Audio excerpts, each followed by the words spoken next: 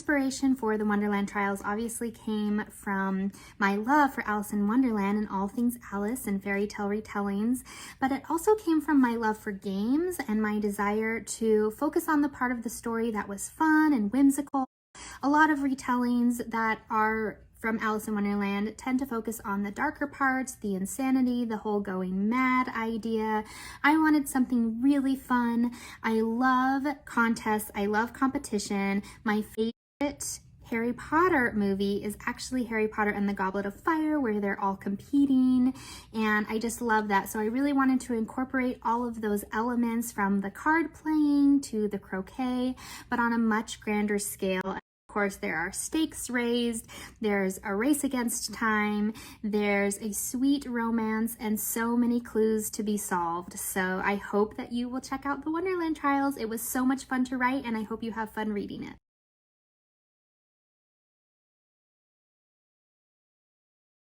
The first time I read Alice in Wonderland, I was a little girl, and I remember it being a picture book much like the one behind me, and of course I loved the Disney version. I can't specifically remember that first time that I read it, but I just remember how much fun it was and how whimsical it was. I loved Alice for her curiosity, but also for her no-nonsense attitude. I just loved that she imagined a world of her own in which flowers could talk. And yet once she got to that world, she was very confused and she was thinking that it was nonsense. So that was my first experience with Alice in Wonderland. Alice has always been my favorite character. It's probably a little bit cliche to say that, but I would say my second favorite character would probably be the Cheshire Cat, because he talks in riddles and nonsense, and he's kind of that counterpart to Alice, which is what you'll actually see in the Wonderland Trials.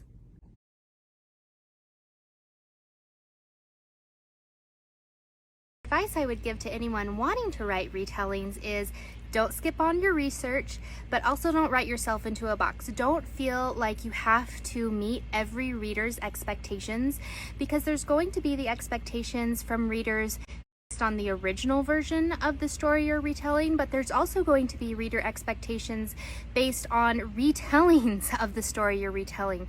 So do your research all versions, as many as you can, of the story you're retelling. It's going to be a fairy tale, a classic, or historical, and then pick out the parts that stand out to you that you want to work with. Think of twists that go with them. Think of how you can turn those things on their head and have fun with it. And don't ever feel retellings are overdone, because I never get tired of retellings of Cinderella or even Alice in Wonderland. It's your story, you write the story, and it's going to be totally different and unique, and have fun with it.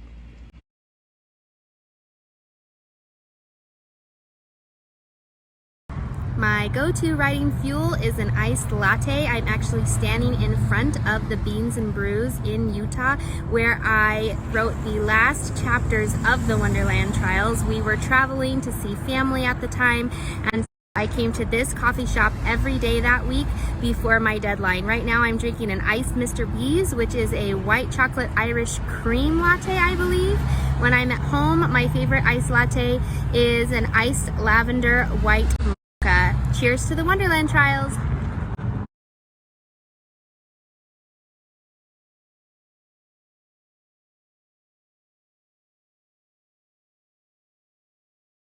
I'm here in front of the Treehouse Children's Museum in Ogden, Utah, and we had such a fun morning playing and reading books and exploring stories. My favorite genre as a child hasn't really changed. I always loved fairy tales. I always loved stories set in other worlds. I especially love stories about strong girls like the American Girl books. I loved historical stories, anything really that was set in a different time and place. Now I will say that today I do also love a good contemporary romance. Casey West is my absolute favorite, but I still tend to gravitate towards stories set in other worlds. My favorite children's book as a child was Winnie the Pooh.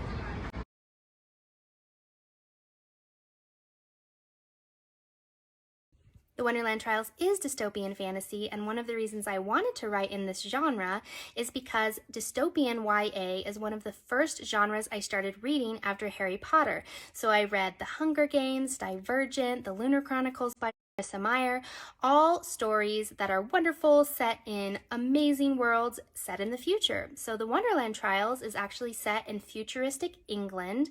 I wanted to explore the idea of what it might be like if the United Kingdom were the United Kingdom. So there's rules regarding technology, where you can and can't go, what you can and can't do, and you have two sets of people groups, much like wizards and muggles in Harry Potter. So you have the wonders and you have the normals.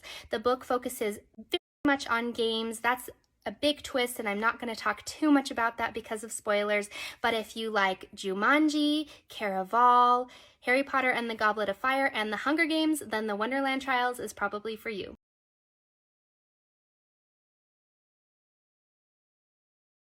So I'm here in front of the flower fountain at downtown Disney, and it just always reminds me of Alice in Wonderland because you can learn a lot of things from the flowers.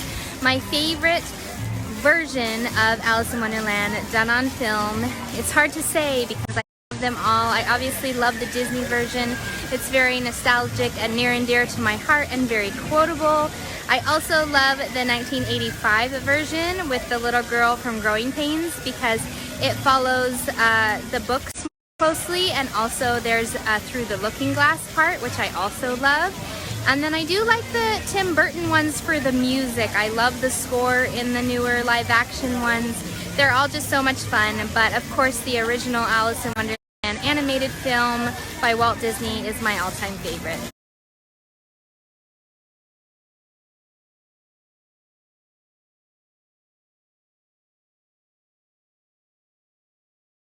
When I get stuck in the writing process, I find it really helpful to change locations. I never write in the same location in a row. Sometimes I'm at my desk, other times I'm on my bed, other times I'm at the kitchen table, back patio, front porch, coffee shop, but especially getting outside, especially when the weather is nice like today. I love to get outside. It helps wake up my brain and spark that creativity. Right now I'm outside in Utah where it's just a gorgeous, lovely day, and see the little flamingos in the background, which is just a little nod to something you'll find in the Wonderland Trials. You may notice that anytime I'm outside, I'm wearing sunglasses. This is not a fashion statement. This is because, like Alice in my book, I have blue eyes and astigmatism, and my eyes are very sensitive to light, but I love to be outside. It helps wake up my creativity, like I said, and a lot of the Wonderland Trials was actually written outside.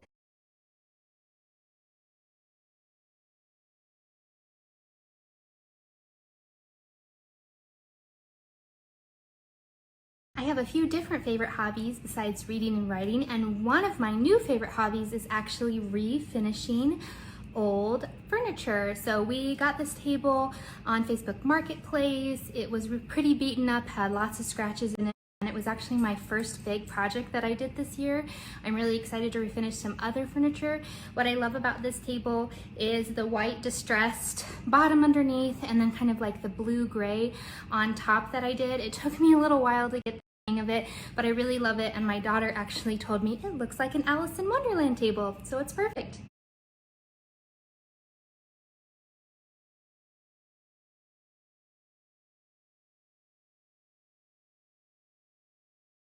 Great question. So I have the Unblemished trilogy, which consists of Unblemished, Unraveling, and Unbreakable. And then I have Coral, which is a retelling of The Little Mermaid that focuses on mental health.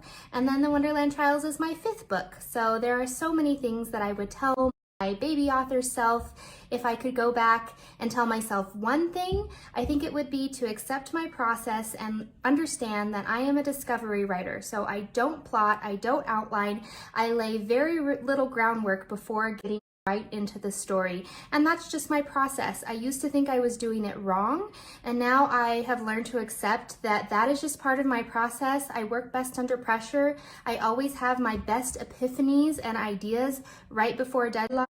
I've tried to do it other ways, and those ways just don't work for me. So whatever your process is, accept it. It's your process, and we all write differently, and we all get to the same end somehow.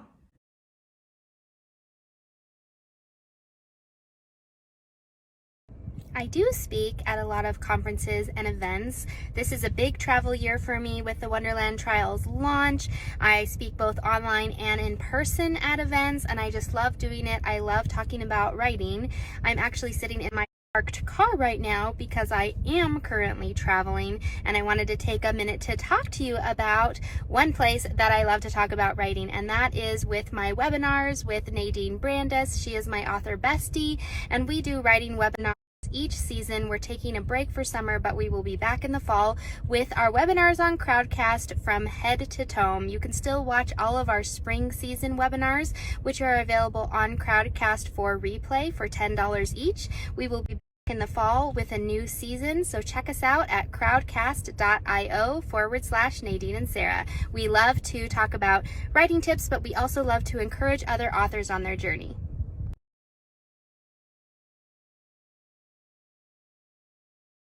Faith has always played a huge role for me in developing my stories. I've realized after 5, almost 6 books now, when the sequel to the Wonderland Trials comes out, that the spiritual theme and allegory of my stories are not really something I can prepare or plan for. They come to me as I discover the stories, and with each story, they don't really come to me until right before deadline. And I think that's God's way of keeping me humble and reminding me that these stories only come about because of Him. With the Wonderland Trials, the faith theme really started to develop in 2020 when my dad was sick and I was on my way to the hospital, and the song King of My Heart came on the radio. And eventually that developed into the whole idea of believing in the impossible, believing in the unseen. And I love the verse in Hebrews 11:1 that says, "Now faith is the assurance of things hoped for, the conviction of things not seen." I hope you find the allegory in the Wonderland Trials to be something that inspires you and encourages you to believe in the impossible.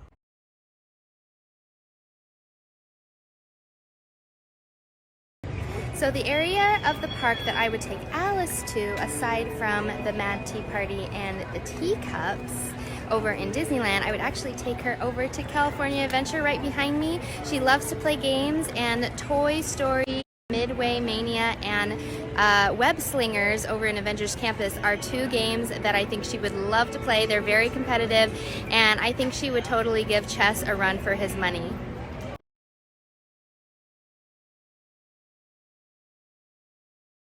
There are always multiple layers of difficulty when it comes to writing any novel. I'm a discovery writer, so my best ideas never come to me until right before deadline. With every novel I've written, there has come a point that I think it's the literal worst book that I've ever written, and it shouldn't be published, and I really struggle with that. Once I've stepped away from it after a while, I tend to like it a little bit better, and then I think it's the best book I've ever written because I've grown with each book in my writing craft. I would specifically say for the Wonderland Trials that it was difficult to let go of reader expectations. Alice in Wonderland is a beloved classic, and I knew I would have readers who expected the Disney version, and I would have readers who expected the classic version. So I had to let go of that and just remember that this was my story and that I needed to retell it my own way, and hopefully readers will love that. I hope you love the twists and turns in this book and that you have a lot of fun with it, because I had a lot of fun writing it.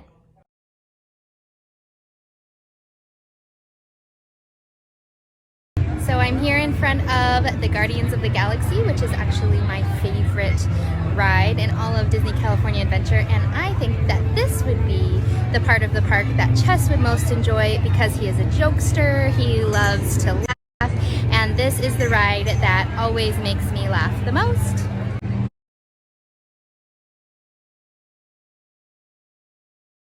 The most enjoyable part of writing the Wonderland Trials has multiple layers as well. I would say that I loved getting to spend time in Alice's head. I loved getting to write a character with astigmatism like I have. I loved getting to research and explore games and riddles and how to do clues in the story. That was a lot of fun. But most of all, I think I just really enjoyed getting to write any scene with Chess Shire. I'm not going to why, because of spoilers, but he's a lot of fun, and I hope you have a lot of fun getting to know him because he's hysterical.